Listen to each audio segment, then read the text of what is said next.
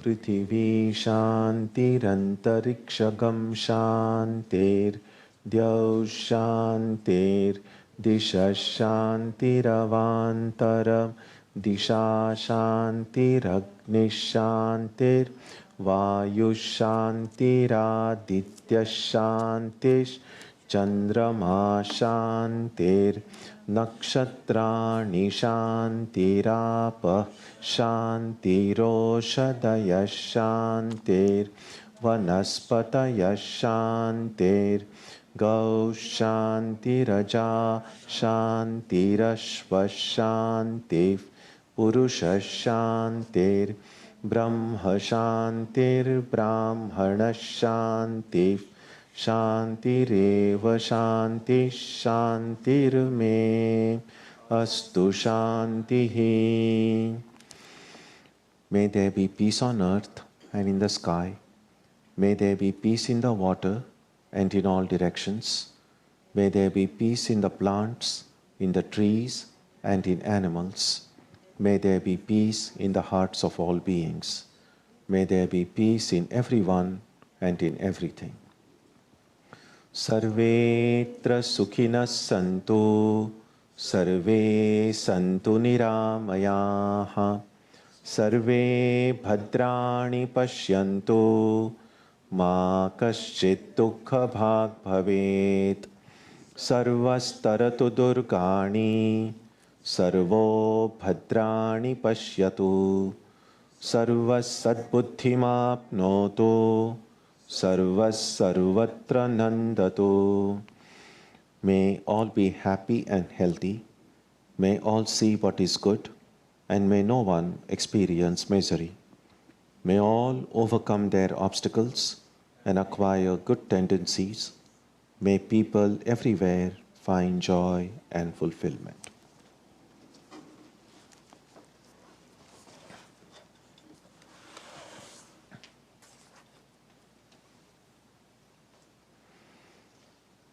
Let us now spend some time touching the center of peace and joy in our hearts.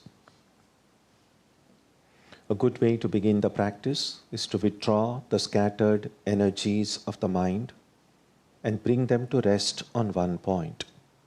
That point can be our own breathing. Let us therefore practice breathing with awareness. As we breathe in, let us visualize that our body and mind are being filled with love, strength, and compassion. And as we breathe out, let us release all the stress, anxiety, and exhaustion in the body and mind. Let us practice this way for a while.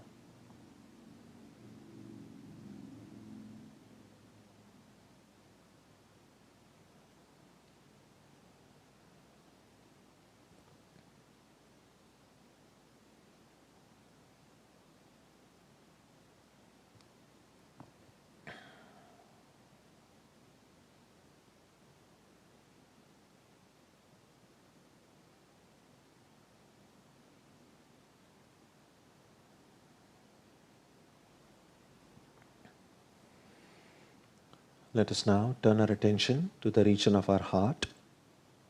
Although God is present everywhere and in everyone, the divine presence can be felt most clearly in our own hearts.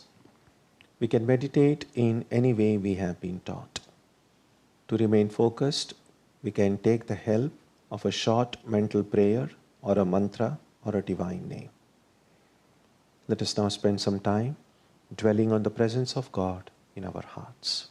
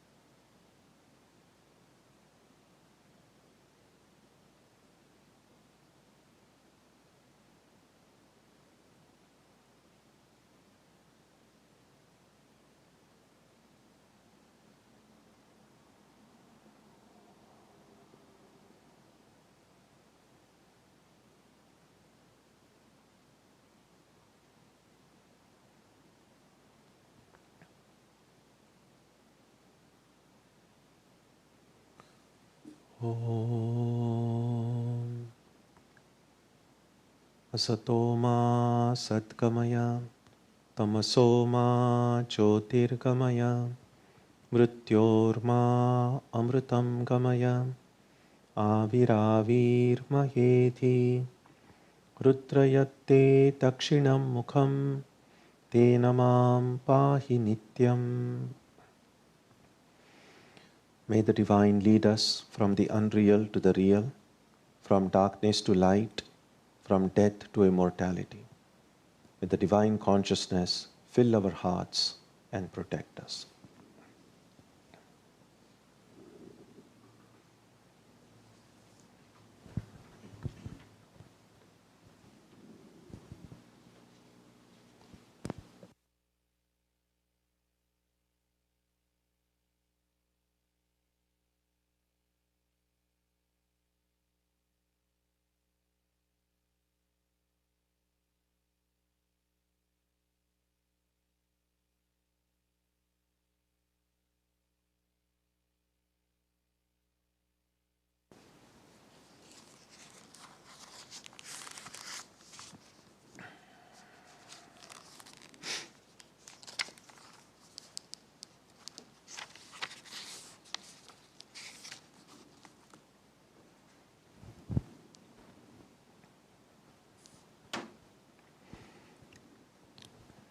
So we'll start today on verse number 12 on page 100. Let's do 12 and 13 together because they are connected. Angushtamatra purusho madhya atmani tishtati ishano bhutabhavyasya na tato vijugupsate etadvaitat. The Purusha of the size of a thumb dwells within the body. He is the Lord of the past and the future, and thenceforward one fears no more. This is verily that. Angushtamatra Purusho Jyotirivadhumakaha Ishano Bhutabhavyasya Sa Evadya Saushvaha Etadvaitat. The Purusha of the size of a thumb, the Lord of the past and the future, is like a light without smoke. He is verily the same today and tomorrow. This is verily that. So we have seen that in this section, Yama is answering the question that Nachiketa had asked, that what is it that survives death? What is it that survives all change? And the answer is the Atman. And in many different ways, Yama is trying to explain what the spirit is. Because the spirit or the Atman is beyond words, beyond ideas, beyond concepts, it is not easy to describe what is essentially indescribable. So we are using words, we are using language, we are using concepts to something that is beyond the reach of any of these. And that is why it is necessary to explain it in different ways. Although none of these explanations is perfect, none of this explanation is completely accurate, because that which is being described is indescribable. And therefore we have to use analogies, metaphors, we have to use symbols, we have to use language that at sometimes looks very mysterious and also mystical. So Angushtamatra Purusho, the Purusha of the size of a thumb. Now the word Purusha is the word that is often used to refer to the Atman or Brahman, the spirit. And etymologically, it gets described as Puri Shayanat. Puri is the town, the dwelling, the one who dwells. We know many of the names of places in India will end with Pur, Nagpur, Kanpur. And so essentially, it derives from the word Puri, Puri which means a town or a city. And so this dwelling place, in a sense, birth is nothing but coming into this planet, and God says, here is a place for you to live in, and that's our body. So, in that sense, no one is really homeless. When we say I have a home, I mean I have a home in which this home of the body stays. So, it's possible to look upon the body as a home or as a city within which the Atman dwells. So, Puri Shayana, that which dwells inside the body. And therefore, the word Purusha in many Indian languages also refers to the male gender of any species. But here, it means the spirit. So, this Purusha of the size of a thumb. Now, this Purusha doesn't have any size. This Purusha has been described in the Upanishads as smaller, anoraniyan, mahato mahiyan, that which is smaller than the smallest and larger than the largest. In other words, it doesn't have any size of its own. Whatever it identifies with, it seems to take upon that size. And therefore, when we are often asked to meditate on the divine, and usually we meditate inside, and the heart is considered the best place to think of God, to pray to God, to meditate on God. And so, it's more or less the size of a thumb. If you try to imagine God dwelling in the heart, more or less this size. Now, does it mean actually is the Atman the size of a thumb? No, of course not. Actually, the Atman alone exists. That's actually. Everything other than that is as if, the way that we are experiencing the world now. So for purposes of meditation, we are trying to visualize the divine here. And at least in the beginning of our visualization, it is more or less the size of a thumb, because our heart seems here, and then there is the divine sitting here, Ishta, your chosen deity is here. I say in the beginning of our practice because once we are able to truly enter deep inside our heart, then we know that that space is not really so little. Once we encounter that heart fully, clearly, we see that it's infinite. And that time, the Purusha is no longer seen as the size of a thumb. But in the beginning, as we are beginning the practice, clearly it makes sense to think of the Purusha more or less of the size of the thumb. Dwells within the body. He is the Lord of the past and the future. Ishanaha, Ishana. The word Isha comes from the Sanskrit root which means to rule. So when God is referred to as Ishvara, it really means the ruler, the supreme ruler. So Ishvara, so Ishanaha, the one who is the ruler, the one who is the Lord of Bhuta Bhavyasya. Bhuta is past, Bhavya, that is the future, Bhavishya. Now this is important. What it shows is the conquest of time. One of the ways in which our freedom gets compromised is by time subjugating us. So there are these three factors which we at present seem unable to transcend or go beyond. It's a little bit like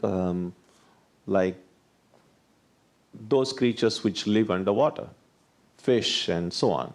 So the oceans are big. Most of this planet is 2/3 of the planet is water. So they really have a fairly large world. But the world of the fish is circumscribed by the water surface. They cannot fly out like the birds, just like most birds cannot go and live indefinitely underwater. So our worlds get circumscribed by the limitations of our body. Our existence is circumscribed by these three factors. In Sanskrit, they are called Desha, Kala, and Nimitta.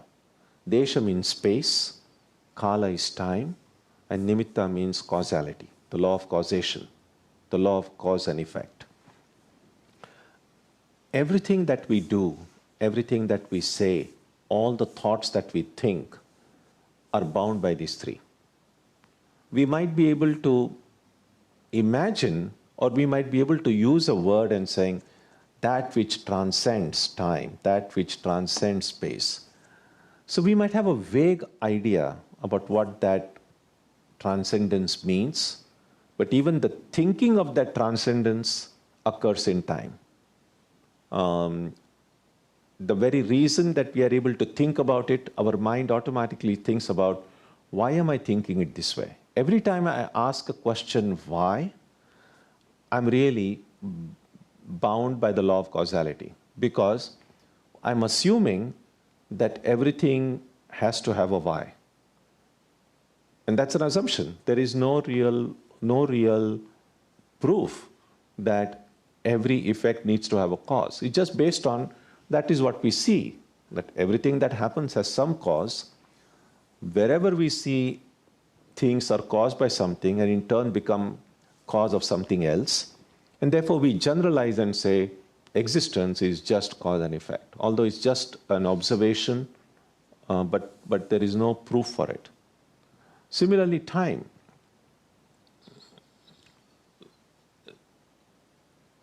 We know there is a lot of talk in religious circles and spiritual circles nowadays about living in the now, living in the present. And what it means is trying to conquer time. Because the present is constantly slipping. And think about it this way. This very moment, this present moment, the very next moment, this present moment has already become past. And the moment that was future has already become present. So time is moving, or we are moving. So there is a hymn in a poetical work in Sanskrit, in which written by Bhartrihari, and there is this one portion which says, "Kalona yata, vayameva yata," which means even the idea that time passes or time is passing is an illusion. And that what that verse points out is, time doesn't pass, it's we who pass. So because we imagine we are stationary, we see as if time is passing, so future is becoming present, present is becoming past. But the reality is, this way of slicing existence in terms of future, present, and past is just our mental superimposition. Essentially, things just are. But we are the ones who are moving, and we then therefore imagine that the time is passing.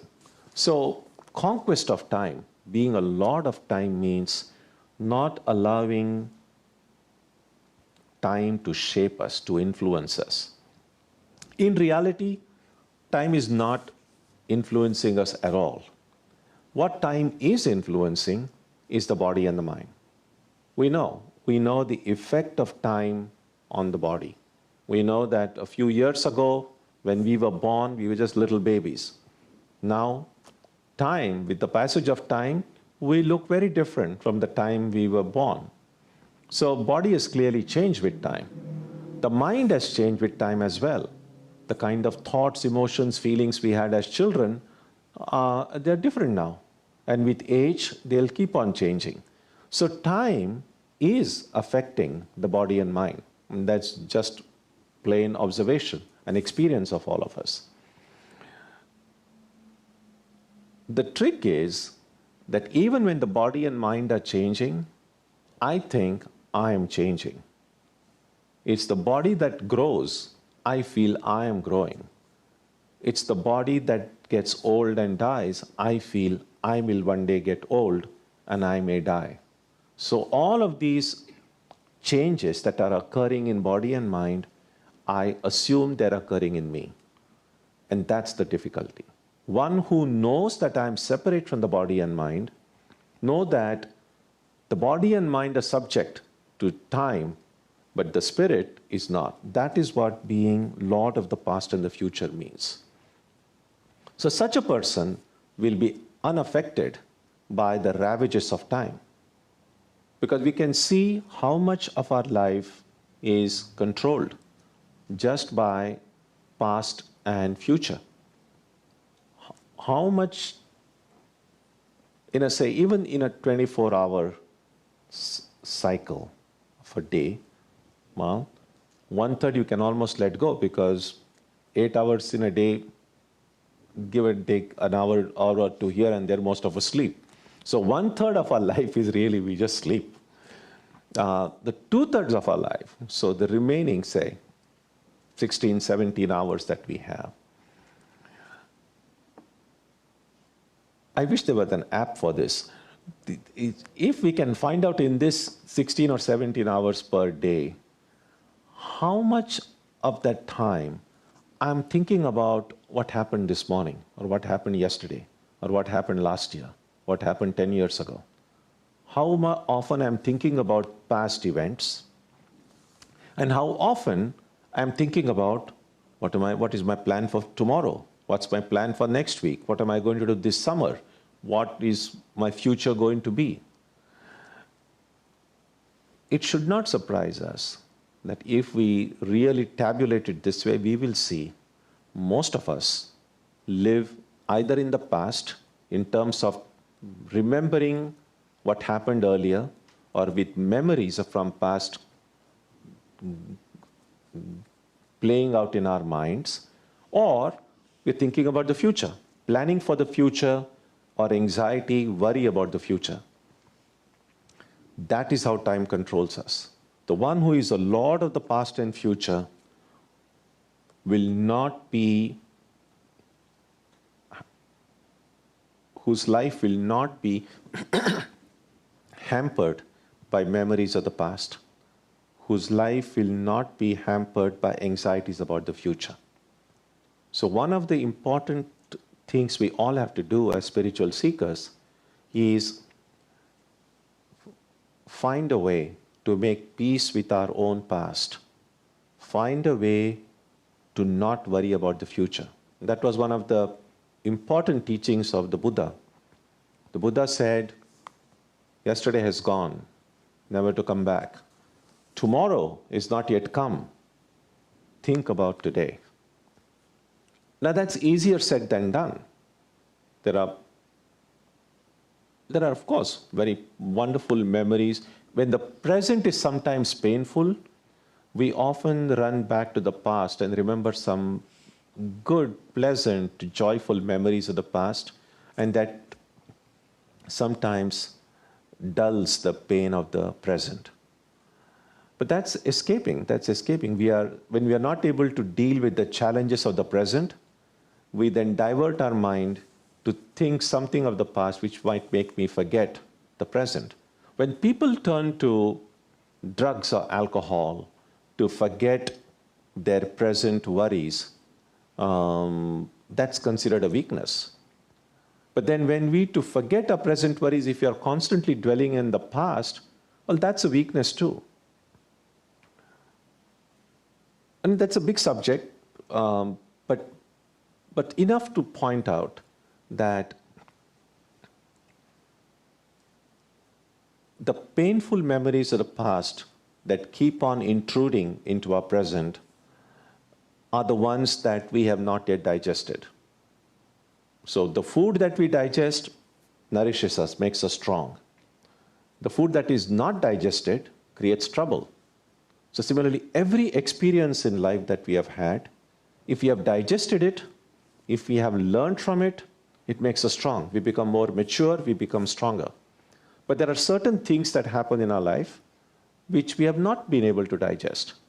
And just like undigested food, it creates trouble. And one of the symptoms of that is, even when I don't want to think about certain past events, that memory will keep on coming. That's the kind of an indigestion that we have. So in order to make peace with the past, I must digest all the experiences, everything that I remember There are many things we don't remember, and there is nothing we need to do about it. But things that remember, or things that come into my mind, even though I don't want to think about them, I must find a way to digest them. When I digest them, they will stop bothering me, they will make me stronger. But similarly about the future, Swami Ramakrishnananda, a great disciple of Sri Ramakrishna, once said that the presence of anxiety and worry about the future is an indication that my faith in God hasn't become strong yet.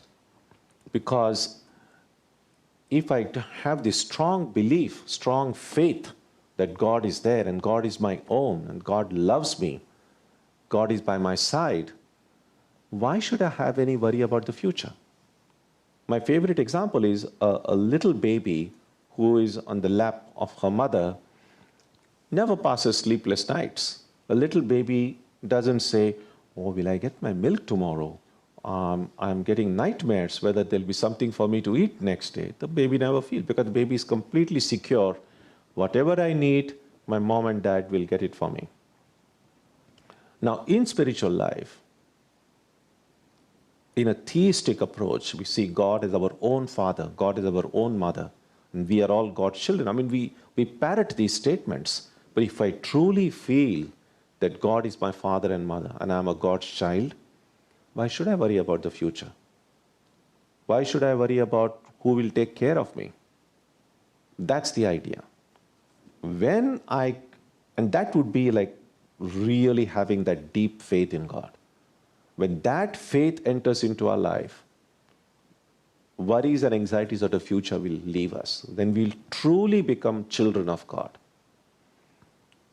That is the way to become a lord of the past and the future. And that is the nature of the Atman. And thenceforward, one fears no more. Tantato vijugupsate. You know, this phrase had come earlier, I think in verse 5. And this phrase that comes again and again in many other Upanishads as well, that once we reach that state, once we know who we truly are, there is no more any fear. There is no hatred, there is no fear, there is nothing of the kind.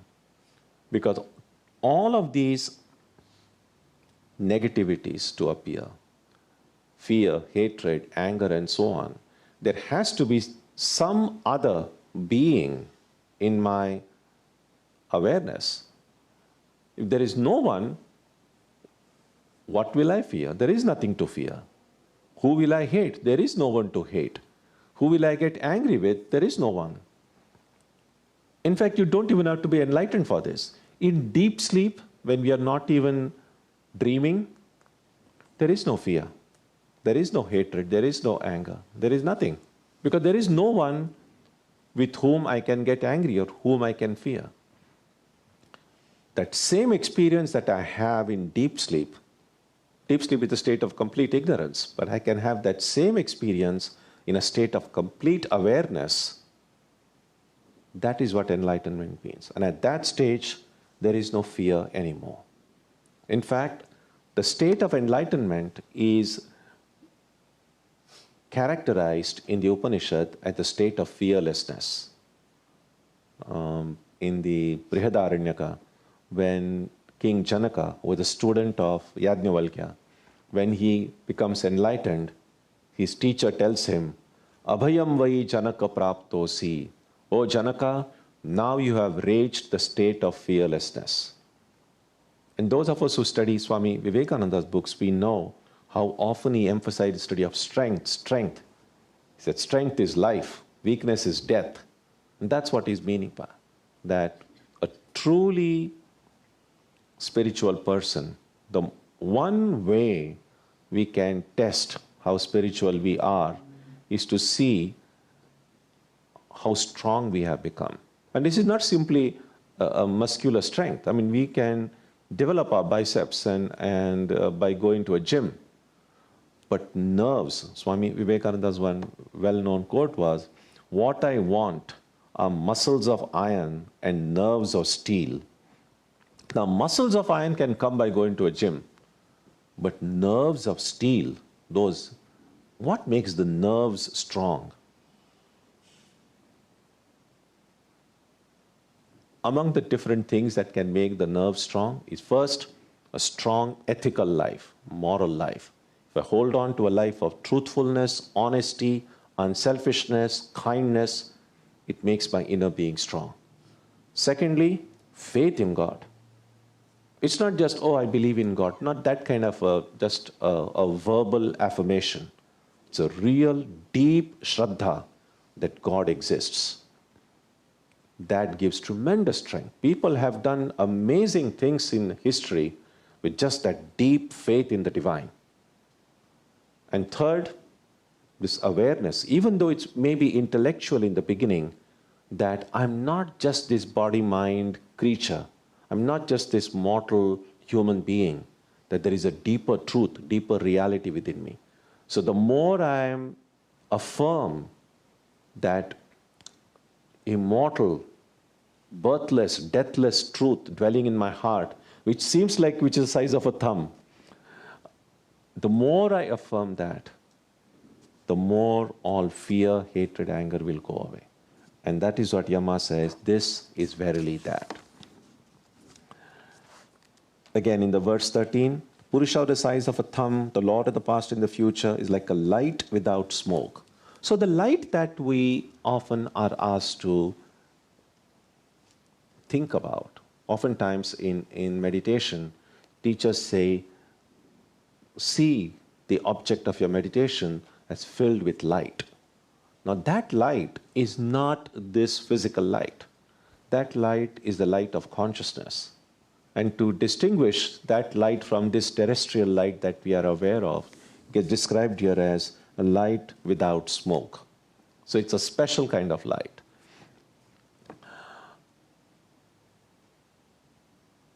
In the beginning, it might seem as if we are seeing that light. And that's okay. The light might seem the object of our perception. But what makes this light special is, well, I can keep on looking at this light, and I can look at this light for millions of years, but that light is always going to be there, and I'm going to be here. But this light without smoke, in the beginning, it just might seem as if I'm seeing it. But what makes it special is the more I dwell in the perception of that light, I'm no longer seeing that light. I see that I am that light. So that light is no more than an object of my perception. I am that light myself. In that analogy given in the Upanishads about the two birds, most of you are aware of it, how there were these two birds on a tree, and there was this one bird which was eating all the bitter and sweet fruits of a tree. And then when it pecks into an especially very bitter fruit, it says, oh my God, this is terrible, and just looks up, and then it finds on top, on the uppermost branch of that tree, another bird sitting there, shining. And that bird is not eating any fruit, just filled with bliss, and it's just filled with light, the light without smoke. And then this bird is curious. It's like, wow, which is that bird? And then it hops onto one branch above and wants to go closer to that upper bird. But no sooner it goes up, it sees a few more fruits around. And then he says, okay, let me first taste these fruits and then think about going up. And then the fruits are sweet, and it enjoys it and completely forgets about that bird again. And then suddenly, as any tree will have, some are sweet fruits, some are bitter fruits. As soon as it punches into bitter, it says, oh no. And then it remembers, well, I was really going up. So it once again hops onto a higher branch, again forgets, and so on. This story goes on repeating until it reaches very close to that upper bird. And then, as it starts looking at that upper bird, the light which was engulfing that upper bird, it finds it's engulfing itself. And then it makes a remarkable discovery. That lower bird finds that it was the upper bird all along, that it had mistakenly seen its own reflection and mistakenly thought that, oh, I am this poor little thing. So there were really no two birds in that tree. There was just one bird.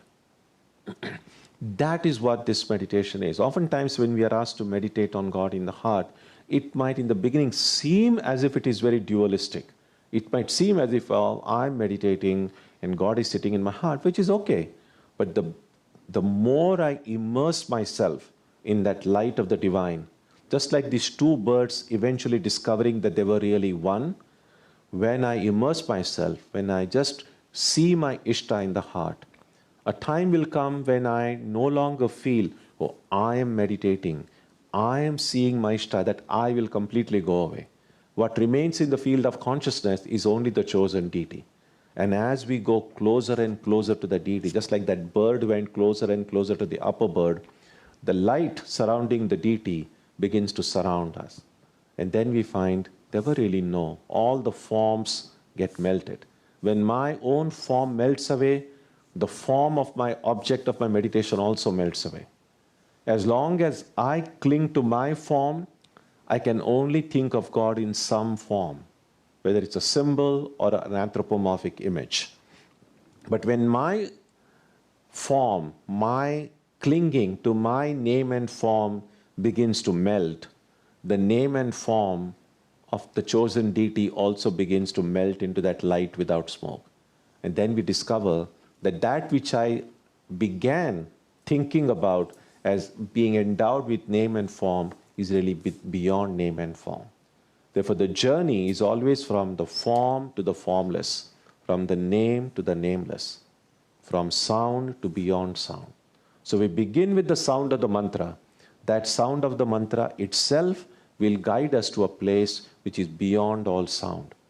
We'll begin with the form of our chosen deity. That form itself will guide us to beyond form, to formlessness. So that is what this light without smoke is. Is verily the same today and tomorrow. That is the conquest of time. So the idea that we saw earlier about being the Lord of past and future and being same today and tomorrow, it mean exactly the same thing. It's conquest of past and conquest of future, conquest of time itself. So verse 14. Yathodakam durge vrishtam parvateshu vidhavati evam dharman prithak pashyan tane vanu vidhavati.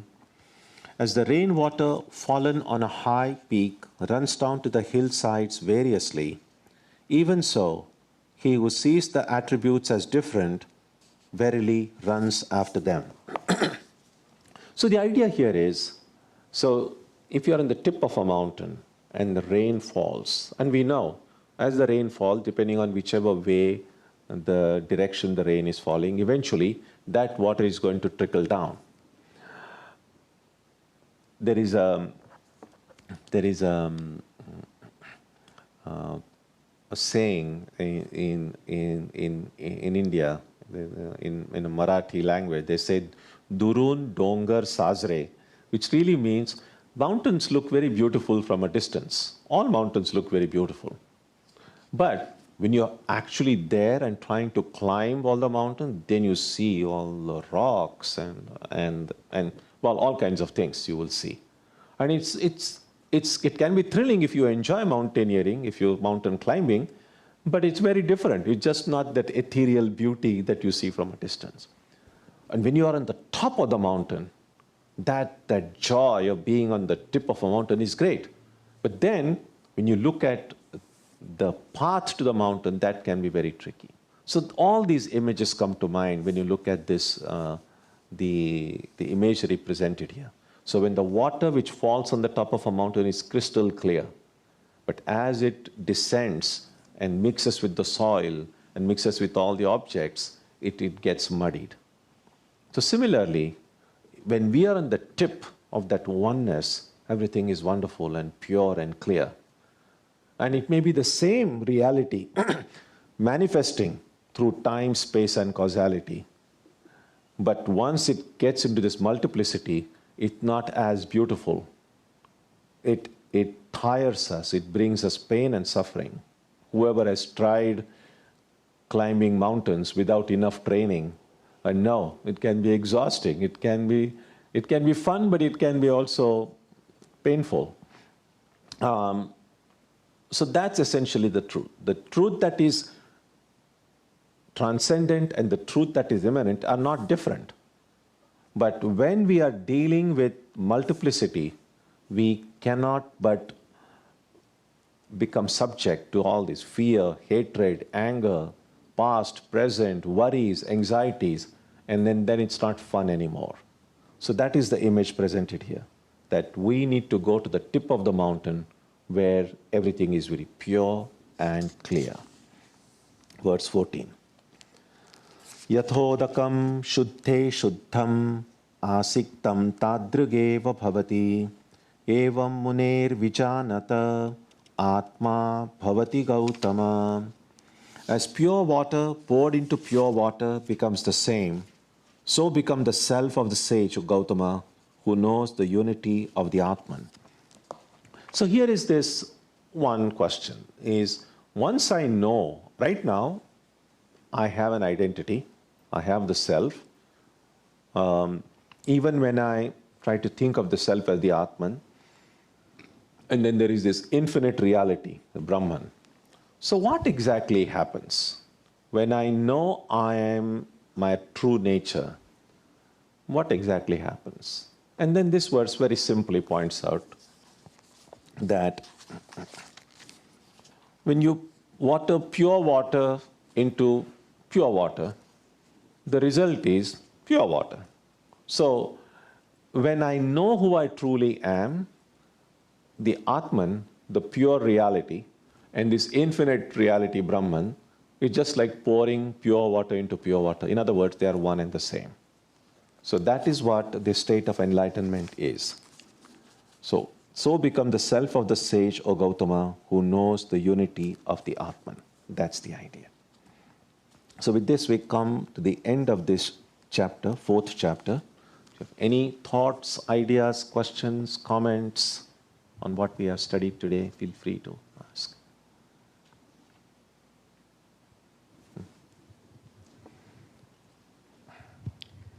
Swamiji, when we talk about enlightenment, can it come in deep sleep? In deep Loudly. sleep also? Hold it closer. Enlightenment can come in deep sleep? Enlightenment can come anytime. Even in deep sleep? Why not? Why not? Why not? Yeah. But it's good not to just depend on that possibility. To do something, to do something when we are awake as well. If it comes in deep sleep, that's wonderful. But I think I would imagine only those who have done a lot in their waking state have a better chance of getting enlightenment in deep sleep, if not in waking state. Okay? Yeah. So Swamiji, in your explaining how we merge with the light of consciousness, that when we merge with the light of consciousness, is that, when we practice meditation, is that actually, when that happens, is that considered then true meditation? You're actually meditating at that point when you merge with the light of consciousness? Was that what it's called? Is that called meditation when that happens? Well, yeah. I mean, it doesn't really matter what you call it. Even when we are meditating on a chosen deity, the chosen deity itself can be viewed as consciousness which has kind of solidified and taken a form. That's the phrase actually Swami Vivekananda used in the evening Vespers that we sing, Khandana Bhava Vandana. He refers to the divine as Chit Ghana Kai. Chit is consciousness. Ghana means like concentrated consciousness. Kai is a body. So if we think of the divine in more concrete terms, we can see that it's as if consciousness were to be tightly packed and it might become a little bit more visible, then that would be the body it would take.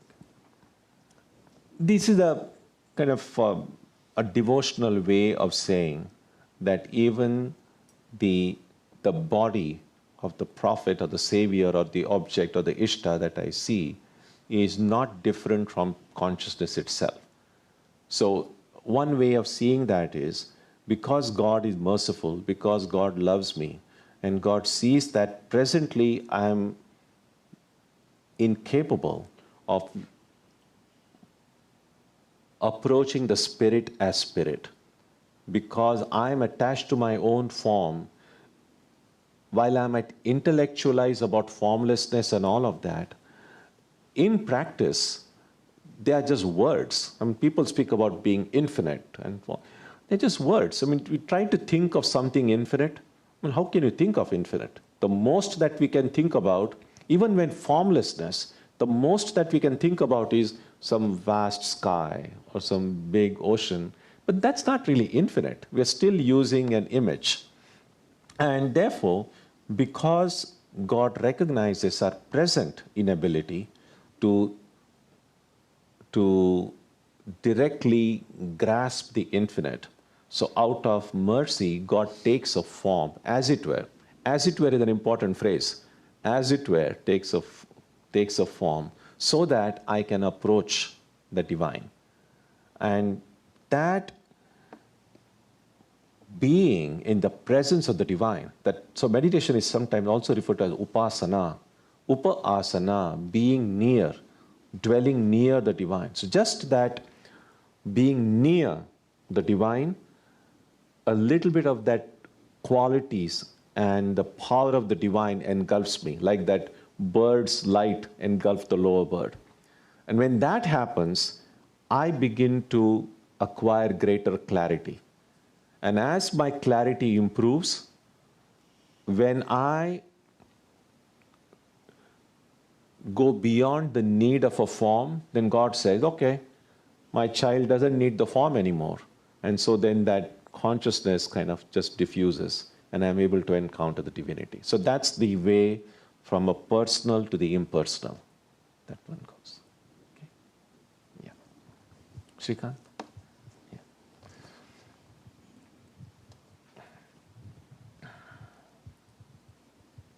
Swamiji, I have two questions. Ask the second one first. Okay. This is both about, you talked about Atma, which is nothing to do with the past, future, and present, because it is. So who is going through this past, future, and present? Is it our mind?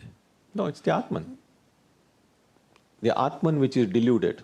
The deluded Atman is going through the past, present, and future. And the undeluded Atman knows that, well, it was just imagining things. Okay, this, the second part is, we see that a lot of people claim that they can go in the future, they can come back, or go in the past. So who is going there? Is it the same Atman? As long as there is time, one is conscious of time, it's the Atman which has forgotten that I am the Atman.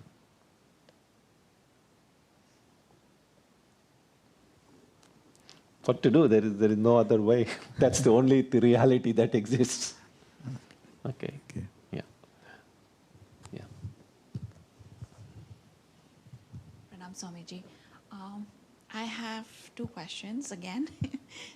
So I'll start like, we keep Hold the mic closer. Yeah. we keep talking about that the entire universe is nothing but the divine consciousness itself, and we are nothing but manifestation of the divine itself. So are the trees and the animals and different objects. So my question is like, if we are the divine manifestation itself, then how does wrong happen or the negativities happen? Because the divine consciousness is perfect. It's not wrong or right, it's not good or evil. So are we creation of the divine consciousness, or are we the divine consciousness itself? And if so, why do all these things happen, which is quite disturbing? Well, thank you for that question. What it means is that sometimes we do things in our dreams, and morning we are either surprised or shocked at it. We say, oh, I would never be able to do that, but last night in my dream I did this. So just as our true nature might be very different, but we might do things in dreams that are very contrary to our nature. So similarly, the divine cannot do any of these other negative or positive things for that matter. But divine which is forgotten itself is still doing, whether it's right or wrong, not really doing it because it's only dreaming. And just as inside the dream we don't know it's a dream, right now we don't know that I am the Atman and we take this to be real. So we will know this to be unreal when we wake up. Or let me put it this way, we should wake up because until we wake up, we will not know that this is unreal. So it's not that, oh, I just have to kind of just hold tight and hope one day I will wake up and it will vanish. It won't happen that way. We won't wake up by default. Our daily experience of sleep, we will wake up eventually. Even if you have nothing to do the next day, you don't put any alarm, there is a limit to how much we can sleep. We will get up, as a matter of fact, sometime or the other. But in spiritual life, we will not get up, we will not wake up on our own, unless we do something about it. Otherwise, we can be sleeping indefinitely. That's the idea. So the way I understand is, so the entire cycle of karma that we talk about, birth and rebirth and all, is actually an illusion and a dream that we are seeing? Absolutely. Big dream. And it will continue until we wake up. Okay. I'll just come to my second question. Now, let's give somebody else a chance now. Yeah. Any more? There's some more hands were raised here. Yeah. So, Swamiji, actually, I had a comment on one of the previous questions that were asked. So it seems like, to me personally, that Hanuman's attitude was very rich. I thought that Rama asked him that what do you think of me, and he said that as long as I think I'm the body, I think of you you as a master and myself as your servant. And when I think of myself as a mind, then I'm a part of you. Mm-hmm. And when I think of myself as consciousness, then I am you and you are me. Mm-hmm. And it seems like it's not necessary that one has to be stuck on one particular attitude. One can have multiple attitudes. Absolutely. Depending on different times of the day. Absolutely. And it is something that happens or should happen naturally. It's not like, oh, now in the morning I will try to think of myself as a devotee. In the afternoon I'll try to think I'm one with God. It doesn't happen that way. Because the mind keeps on changing. So there will be times when naturally the one might feel bhakti, pouring love for God. And that time one might see the divine in one way, one might be encouraged to do one's practices in one way. But there are sometimes the mind will like to think about consciousness in more philosophical, more rational sort of way. So, yeah, it's just good to, the idea is that my mind should be at the feet of God. Whether I see God in a personal way or impersonal way, form or formlessness, and since the mind has its own phases, just go with it, but keep the mind engaged with the divine in any of the infinite ways the divine may show itself to that person. So yes, I completely agree with you. We don't have to get stuck on just one way of doing it. But there's nothing wrong in doing it in one way. So it's not like one shouldn't do it, but one doesn't have to limit oneself to that. In fact, Sri Ramakrishna used to give the example when you have these Shehnai players, or in South India they call it the Nadaswaram. So there is this main player who really plays all these different tunes. But there'll be one other person who will be just holding on, I don't know what the technical term is, holding on to this one sound, like holding on to the Shruti. And then the other player plays all these things. Have any of you seen that? Or even like, Tanpura, sometimes they'll be just kind of holding on to one while the main player will be doing all those things. So Sri Ramakrishna used to say that those who kind of unnaturally or force themselves to just stick to one thing are like that person who just like, oh, just go on. And the other person who loves to be in the presence of God, in the presence of the divine in many different ways, plays all these different tunes. And Ramakrishna, you can see, was even probably a very unique, skilled player, because he not only he practiced Christianity, Islam, did so many, not just even confining himself to just one tradition. He was open to all, and he practiced all. So he really knew a lot more ragas in playing than we do. That is not to say that, again, wonderful as that is, we have to recognize the limitations that we have. So just kind of blindly following, just because Ramakrishna did that, I can also do that, that may not work. Yes, so I think all of these teachings should be taken in their proper context.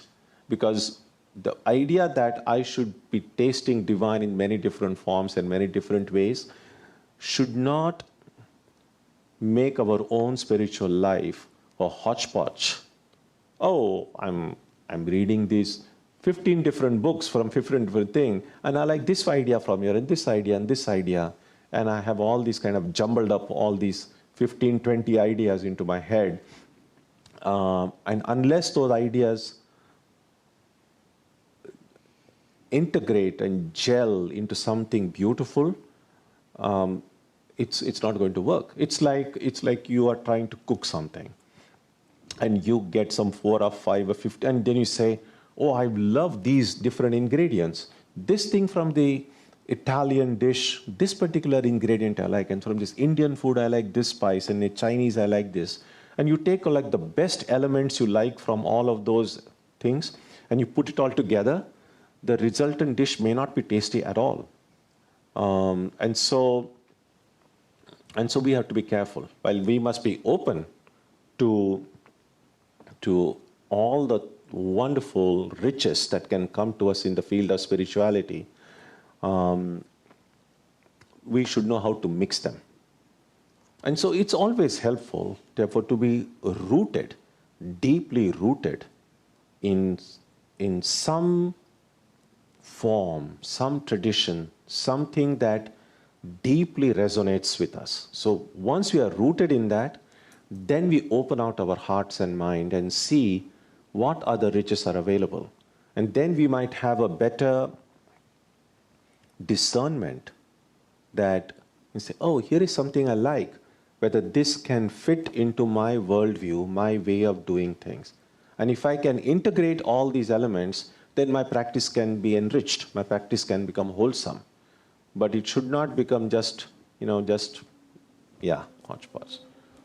So that's to be kept in mind as well. Yeah.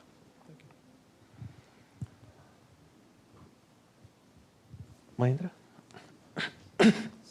Swamiji, I think the idea of us being with divine is good, but what do you suggest that we see other people as divine and try to integrate with them, because that's the most difficult part of it? Yeah, I think the first thing is to see oneself as divine. Because if I truly see the divine in my heart, truly, and that truly word is important, then I will never be able to say, but there's divine in my heart, there's no divine in anybody else's heart. It doesn't work that way. So if I see that the Spirit dwells within me, then it becomes so much easy to see Spirit dwelling in all. So everything will begin here. But how we see ourselves is very important, because how we see others is directly related to how we see ourselves.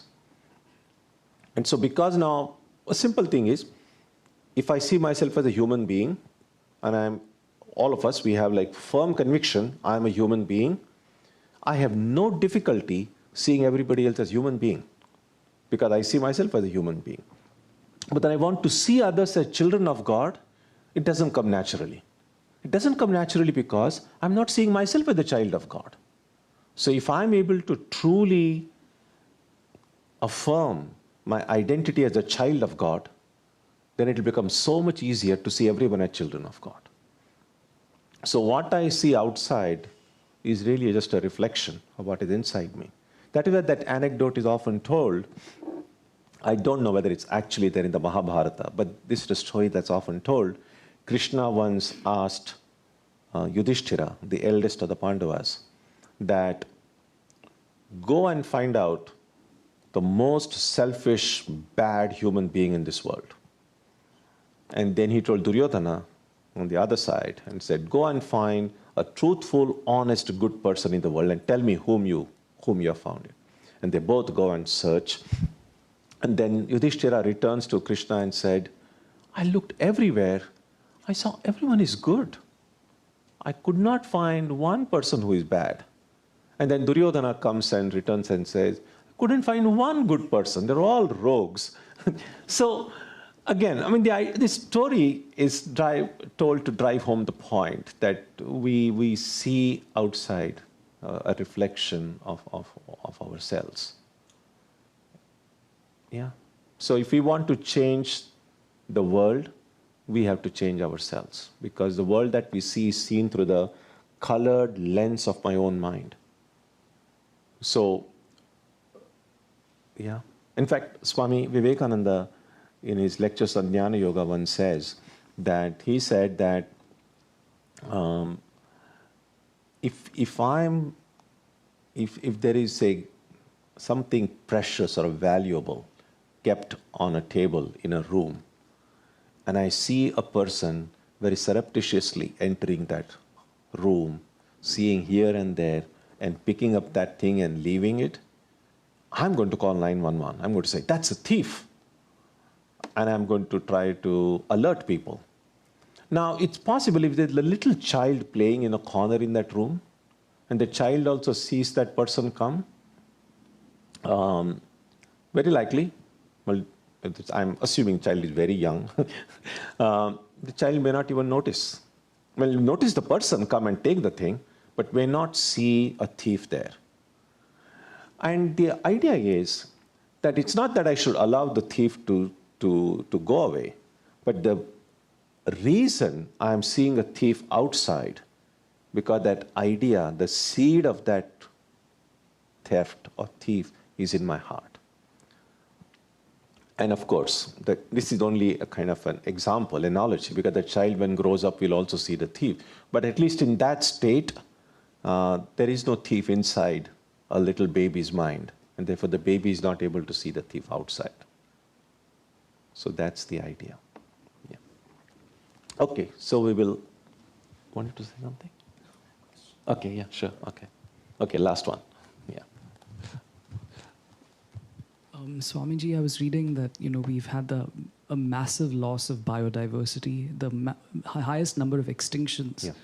That, I don't know in how long, and this is largely attributed to human greed, selfishness. Yeah. So, because I see that, so objectively there's a loss of biodiversity. Yeah. So I'm seeing the cause as human selfishness and greed. Does that mean that selfishness and greed is in me? Because it's a reflection of what's... I'm struggling a little bit with this. Oh, yeah, it is there.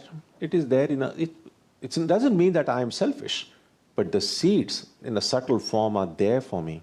Only then I can recognize selfishness outside, because think about it this way. If I was completely free from selfishness or any of that, then I would have just seen God everywhere. The fact that I'm not seeing God everywhere, the fact that I'm not seeing this one reality everywhere, means there is still that impurity with my heart.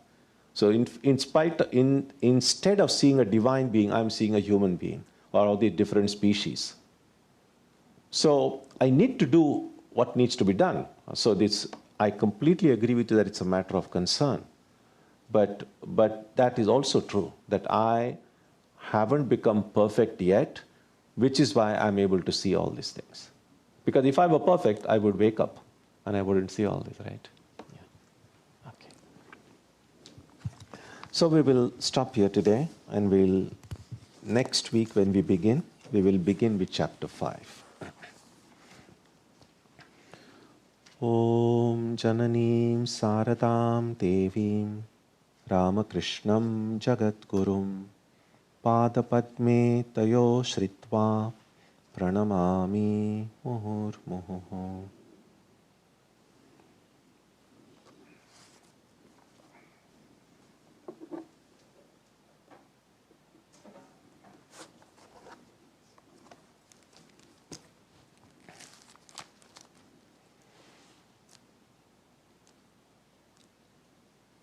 On Sunday is Mother's Day, so we will have Antar Yoga and the reading by members, reflection. We'll also celebrate the birthdays of everyone born in the month of May. So all of you are welcome on Sunday.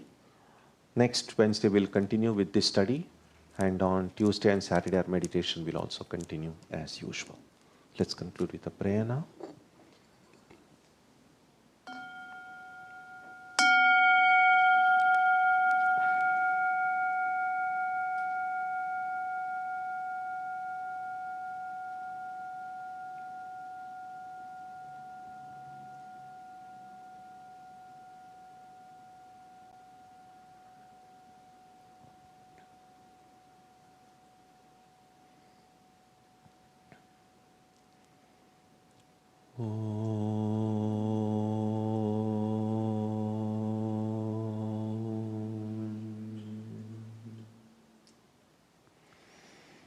May the Divine Being, who is the Father in heaven of the Christians, Holy One of the Jewish faith, Allah of the Muslims, Buddha of the Buddhists, Tao of the Taoists, Ahura Mazda of the Zoroastrians, the Great Spirit of the Native Americans, and Brahman of the Hindus, lead us from the unreal to the real, from darkness to light, from death to immortality. May we be granted strength, freedom, and clear understanding. May we learn to see God in our own hearts and in everyone around us. May God bless us all and fill our hearts with gratitude, grace, and love. Om Shanti Shanti Shanti. Peace, peace, peace be unto all.